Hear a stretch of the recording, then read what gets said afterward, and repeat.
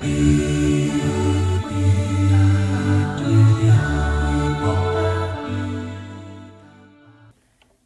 civilisation qui s'avère incapable de résoudre les problèmes que suscite son fonctionnement est une civilisation décadente. Une civilisation qui choisit de fermer les yeux à ses problèmes les plus cruciaux est une civilisation atteinte. Une civilisation qui ruse avec ses principes est une civilisation moribonde. Le fait est que la civilisation dite européenne, la civilisation occidentale, telle que l'ont façonné 2 siècles de régime bourgeois, est incapable de résoudre les 2 problèmes majeurs auxquels son existence a donné naissance. Le problème du prolétariat et le problème colonial que déférer à la barre de la raison comme à la barre de la conscience. Cette Europe-là est impuissante à se justifier et que de plus en plus elle se réfugie dans une hypocrisie d'autant plus odieuse qu'elle a de moins en moins de chances de tromper. L'Europe est indéfendable. Il paraît que c'est la constatation que se confient tout bas les stratèges américains. En soi, cela n'est pas grave. Le grave est que l'Europe est moralement, spirituellement indéfendable.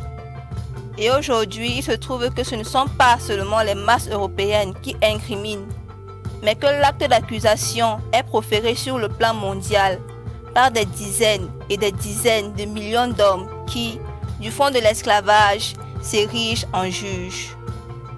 On peut tuer en Indochine, torturer à Madagascar, emprisonner en Afrique noire, sévir aux Antilles. Les colonisés savent désormais qu'ils ont sur les colonialistes un avantage. Ils savent que leurs maîtres provisoires montent, donc que leurs maîtres sont faibles. Et puisque aujourd'hui, il m'est demandé de parler de la colonisation et de la civilisation, allons droit au mensonge principal à partir duquel prolifèrent tous les autres. Colonisation et civilisation. La malédiction la plus commune en cette matière est d'être la dupe de bonne foi d'une hypocrisie collective, habile à mal poser les problèmes pour mieux légitimer les odieuses solutions qu'on leur apporte. Cela revient à dire que l'essentiel est ici de voir clair, de penser clair, entendre dangereusement, de répondre clair à l'innocente question initiale. Qu'est-ce en son principe que la colonisation? De convenir ce qu'elle n'est point, ni évangélisation, ni entreprise philanthropique, ni volonté de reculer les frontières de l'ignorance, de la maladie, de la tyrannie, ni élargissement de Dieu, ni extension du droit, d'admettre une fois pour toutes, sans volonté de broncher aux conséquences, que le geste décisif est ici de l'aventurier et du pirate, de l'épicier en grand et de l'amateur, du chercheur d'or et du marchand, de l'appétit et de la force, avec derrière l'ombre portée, maléfique d'une forme de civilisation qui, à un moment de son histoire, se constate obligée, de façon interne, d'étendre à l'échelle mondiale la concurrence de ses économies antagonistes. Poursuivant mon analyse, je trouve que l'hypocrisie est de date récente, que ni Cortés, découvrant Mexico du haut du grand Teocalli, ni Pizarro, découvrant Cusco, encore moins Marco Polo devant Cambaluc, ne protestent d'être les fourriers d'un ordre supérieur. Qu'ils tuent, qu'ils pillent, qu'ils ont des casques, des lances, des cupidités, que les baveurs sont venus plus tard, que le grand responsable dans ce domaine est le pendantisme chrétien, pour avoir posé les équations malhonnêtes. Christianisme égale civilisation, paganisme égale sauvagerie, d'où ne pouvaient que s'ensuivre d'abominables conséquences colonialistes et racistes, dont les victimes devaient être les Indiens, les jaunes, les nègres. Cela réglé, j'admets que mettre les civilisations différentes en contact les unes avec les autres est bien, que marier des mondes différents est excellent, qu'une civilisation, quel que soit son génie intime, à se replier sur elle-même, s'étiole, et que l'échange est ici l'oxygène, et que la grande chance de l'Europe est d'avoir été un carrefour, et que d'avoir été le lieu géométrique de toutes les idées, le réceptacle de toutes les philosophies, le lieu d'accueil de tous les sentiments, en a fait le meilleur redistributeur d'énergie. Mais alors, je pose la question suivante. La colonisation a-t-elle vraiment mis en contact? Ou si l'on préfère, de toutes les manières d'établir contact, est-elle la meilleure? Je réponds non. Et je dis que de la colonisation à la civilisation, la distance est infinie.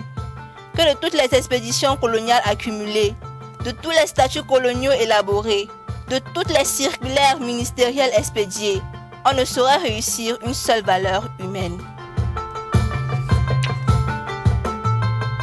Il faudrait d'abord étudier comment la colonisation travaille à déciviliser le colonisateur, à l'aboutir au sens propre du mot, à le dégrader, à le réveiller aux instincts enfuis, à la convoitise, à la violence, à la haine raciale, au relativisme moral, et montrer que chaque fois qu'il y a au Vietnam une tête coupée et un œil crevé, et qu'en France on accepte, une fille violée et qu'en France on accepte, un malgache supplicié et qu'en France on accepte, il y a un acquis de la civilisation qui pèse de son poids mort, une régression universelle qui s'opère, une gangrène qui s'installe, un foyer d'infection qui s'étend, et qu'au bout de tous ces traités violés, de tous ces mensonges propagés, de toutes ces expéditions punitives tolérées, de tous ces prisonniers ficelés et interrogés, de tous ces patriotes torturés, au bout de cet orgueil racial encouragé, de cette jactance étalée, il y a le poison instillé dans les veines de l'Europe et le progrès lent mais sûr de l'ensauvagement du continent. Et alors, un beau jour, la bourgeoisie est réveillée par un formidable choc en retour. Les Gestapos s'affairent, les prisons s'emplissent, les tortionnaires inventent, raffinent, discutent autour des chevalets.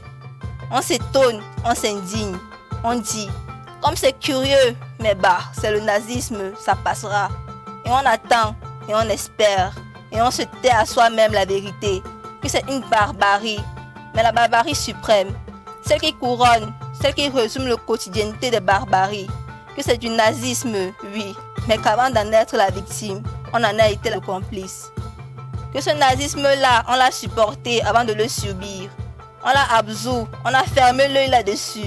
On l'a légitimé parce que jusque-là, il ne s'était appliqué qu'à des peuples non européens.